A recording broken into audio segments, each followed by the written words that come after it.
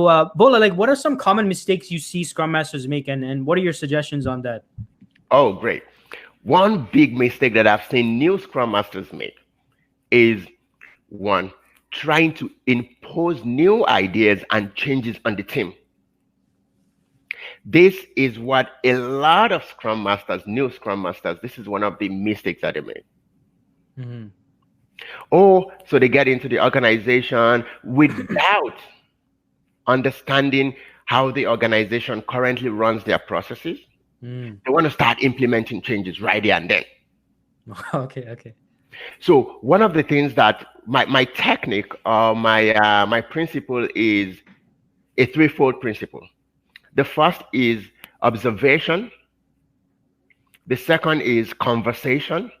And then the third is recommendation. When I get into an organization, the first 1-2 weeks, I'm just observing how they're running their ceremonies, how they're doing their practices. I'm just observing. I'm not saying, okay, so from now on, this is how we're going to be doing this. No, that's not how to implement change. That's not how to be an effective Scrum Master.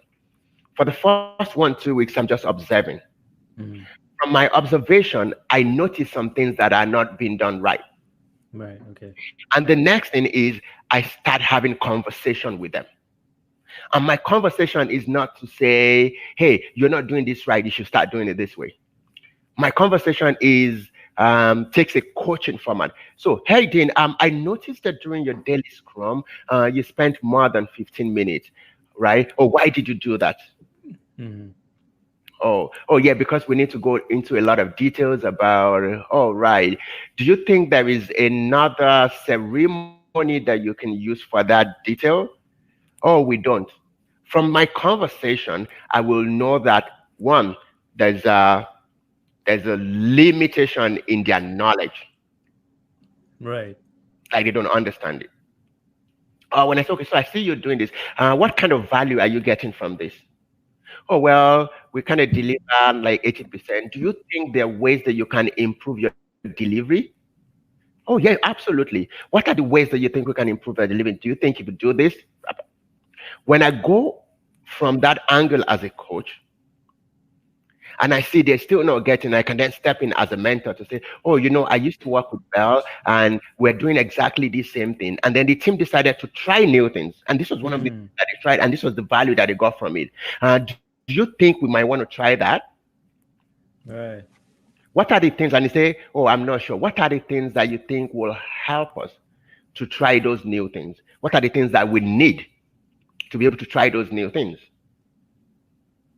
And when I'm done with conversation, then I now have my recommendation.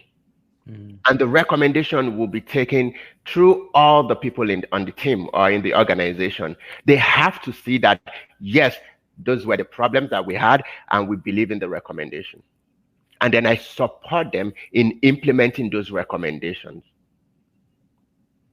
So Scrum Masters, you don't want to go in and start changing things. You want to work with the team to identify those challenges, those problems, and work with them also to identify opportunities for improvement and support the adoption and the support them in actually implementing those recommendations. You are a change enabler. You're not really a change driver. Okay.